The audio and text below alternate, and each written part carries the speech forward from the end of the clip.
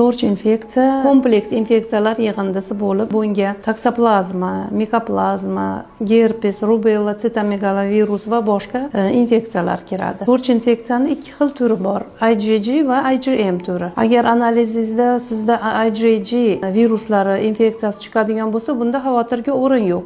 Chunki bu IgG bu infeksiya bilan qachondir og'rigansiz va og'rib o'tgansiz, sizda immunitet bor. Agar IgM turi chiqadigan bo'lsa, aksincha sizga zarar yetkazishi mumkin. Qanaqa zararlar yetishi mumkin? Masalan, homilador bo'lsangiz, homila nobud bo'lishi mumkin, homila tushishi mumkin, nuqsonli tug'ruq bo'ladi, qog'inoq pardasini erta yorilishi mumkin, suv ketib qoldi deymiz. Yo'ldoshlarni chiritib qo'yishi mumkin. Erkak kishi bo'lsa, erkaklarda urug' sifati buziladi, urug' sonini kamayishiga olib keladi. Qanday yuqadi? Endi buni yuqish yo'llari maishiy va havo tomchi yo'li bilan yuqishi mumkin.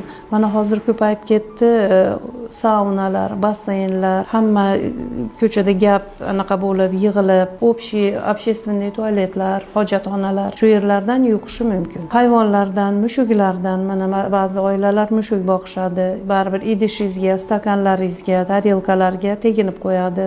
Qo'lingiz bilan ushlaysiz, hayvonlardan ham yuqishi mumkin. Bunday asoratlar bo'lmasligi uchun va homiladorlik tinch o'tishi uchun buni shu laborator tekshiruvlar qilib, doimo o'zingizda tekshirib turishingiz kerak. IFA, IXLA, PCR analizlar qilib, to'rch infeksiyalarni tekshirib turamiz.